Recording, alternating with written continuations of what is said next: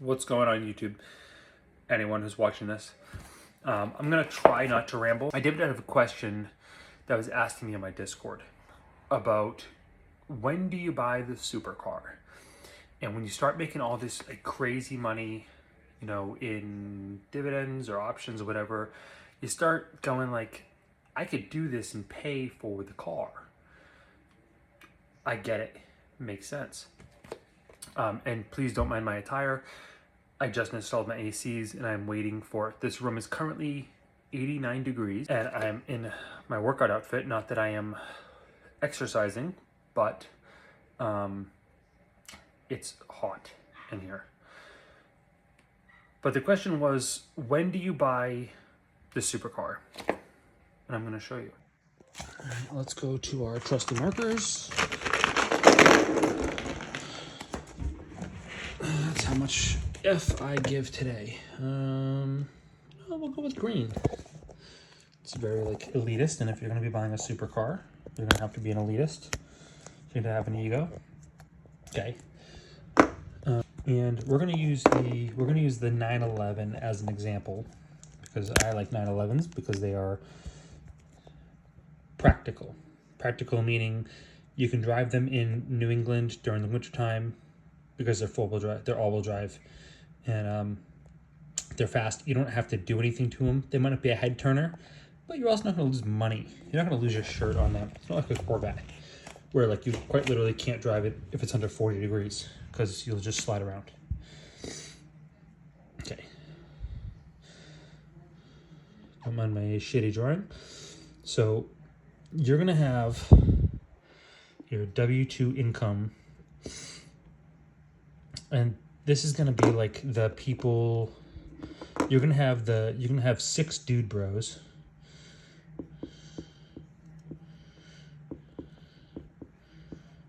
And yes, they literally do this. Rent a Lambo. It might cost, you know, $3,000 a month. Not really rent, but say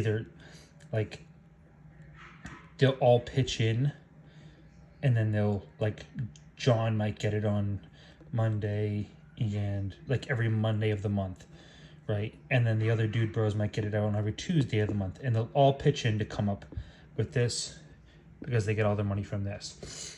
But we're trying to escape this, right? Assuming that, switch colors, assuming that this is the matrix, and this is the hierarchy of the matrix, right? So basically, all these guys are using their W-2 income to buy a fast car, Lambo, 911, whatever it is. It doesn't really happen with the 911 crowd too much. It's more of like an 55 and older male sort of game. But they all want this, and then they go, why are we upside down on our payments? Because they lose value. Great cars. They're absolutely blast. But we are investors, okay? And we want to convert this income to investment income, not only because it's taxed significantly cheaper. I'm not talking about 401ks. 401ks, I'll put this over here. 401ks and IRAs, for any of you dipshits in the comments that go, well, you can elect to be a Roth. You still end up paying the taxes on the way in, okay? Yeah, sure, you could be an elect to be a Roth, but when you retire, the 401k and the IRA are taxed the same as if you were a W-2 employee, okay? We want investment income. This is going to be like your long-term capital gains, or even better yet, we don't want to pay taxes at all, right? So we're going to use debt. We're going to use debt income because, you know what? We are friggin' elite-minded. And elite-minded don't use these, and they don't use these. They use that. So where do you know, this is your inflection point, how do you know when to buy the 911 or the Lambo or the Ferrari. Actually, you don't buy a Ferrari. Okay, you could. But as someone once said, a famous singer, I'll let you guys figure it out. When you want to be someone, you buy a Ferrari. When you are someone, you buy a Lamborghini. It was Frank Sinatra, in case you guys didn't know. Everyone else just buys a 911. It's red because W2s are for poor people. I'm kidding, guys. I'm kidding. But seriously, it's like the highest taxed amount, right? It's like taxed at like 40%. Don't do that. We want to move you from that to elite status. That's what we're trying to do. We're trying to get you out of this rat race, proverbial rat race, into this. Not this. That's caca. Don't do this. If you have no other option, you can do this, but there's always another option. Just keep following along. So we are going to buy investments, whether that's trading or dividends. Okay. We are not the hope and pray crowd. Okay. The days of buying. I don't even want to put these in blue because it's almost an embarrassment. Mutual funds, Vanguard, stuff like this.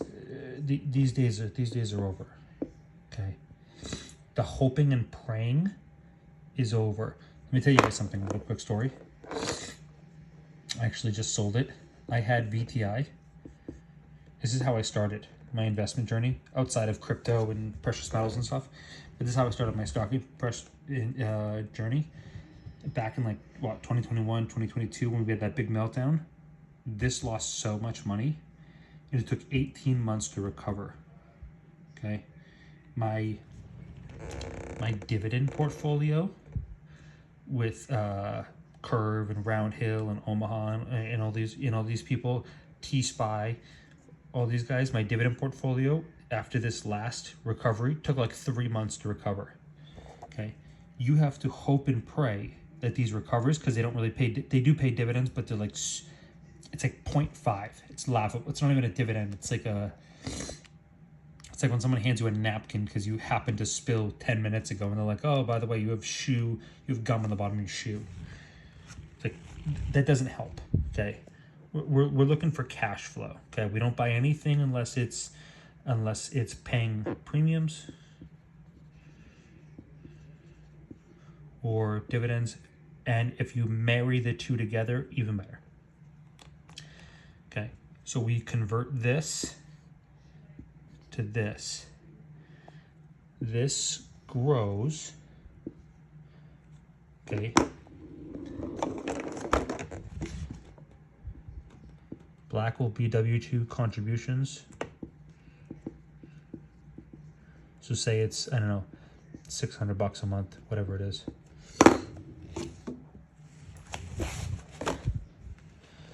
When this starts paying more, like leptokurtosis, right? When this starts paying a significant more, say it's $700 a month, and you no longer have to allocate this to this, you can, but say you're like, I really want a specific car. Not that you're going to get a Lambo or a 911 for $600 a month, but just assume that you don't have to. Maybe you like a really nice grill, or you want to add on to your house, whatever it is. When you no longer have to allocate this because this outpaces this in a crazy manner, right? Then you can use this to buy sports car, because this will just keep on just taking off.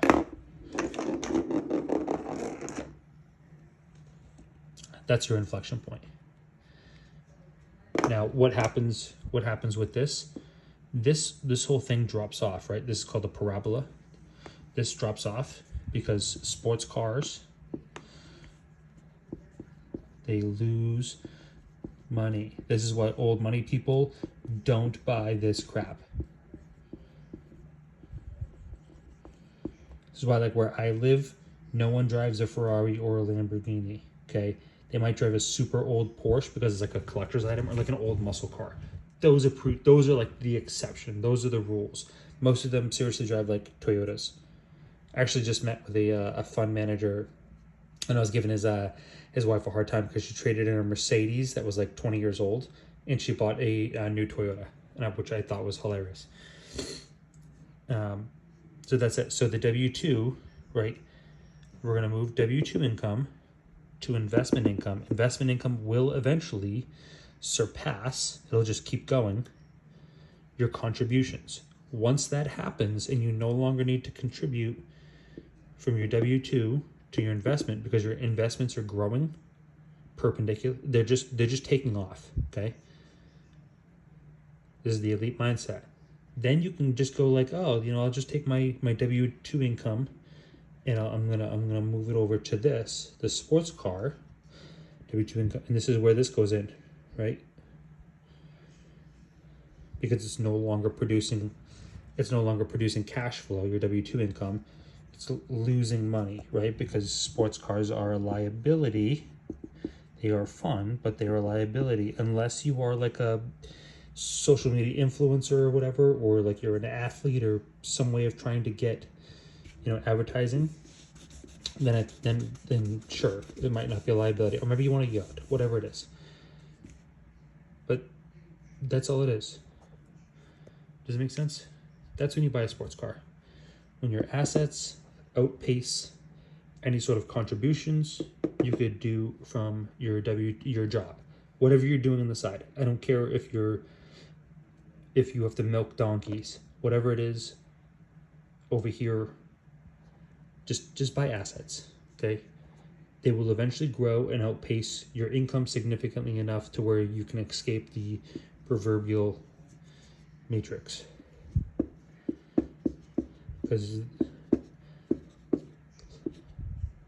And that's it.